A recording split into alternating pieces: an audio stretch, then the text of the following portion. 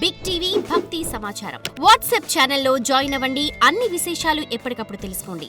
అక్షయ తృతీయ వచ్చిందంటే చాలు ప్రతి ఒక్క మహిళ ముఖంలో తేజస్సు వెలుగు అనేది దేదీప్యమానంగా కనిపిస్తూ ఉంటుంది.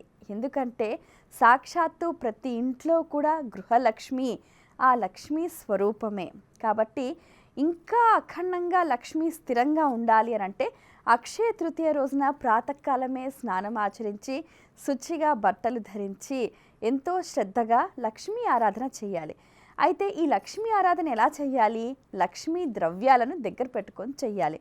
లక్ష్మీ ద్రవ్యాలు ఏంటి అంటే గవ్వలు, గోమతి చక్రాలు, దక్షిణావృత శంఖం, చిల్లర డబ్బులు, పసుపు, కుంకుమ, అక్షతలు, గాజులు, పుష్పాలు, ఈ 9 రకాల ద్రవ్యాలను పెట్టి అమ్మవారిని చక్కటి అష్టోత్తరం ఓం ప్రకృతే నమః వికృతే నమః అంటూ కూడా ఆ 108 నామాలతోటి కూడా ఆ మహాలక్ష్మీదేవిని భక్తి శ్రద్ధలతో ఆరాధిస్తే సరి.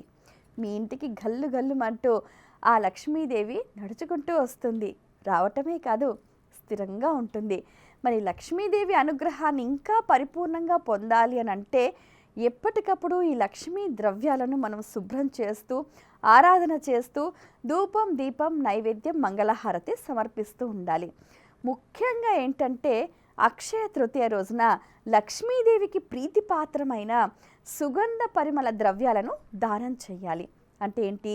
కర్పూరము, అగరవత్తి, ఇలాచి, జీడిపప్పు, కిస్మిస్సు, బాదం పప్పు, ఇలాంటివి, లవంగాలు, ఇలాంటి ద్రవ్యాలన్నింటినీ కూడా దానం చేయాలి. ముఖ్యంగా ఇంకో విషయం అండోయ్, లక్ష్మీదేవి అనుగ్రహం ఇంకా శీఘ్రంగా కలగాలి, మన అప్పుల బాధలన్నీ పోవాలి అని అంటే యాలకులతోటి దండ చేసి అమ్మవారికి సమర్పించాలి. అది చాలా ఉత్తమమైన ఫలితాలని అందిస్తుంది. అలా చేసి చూడండి.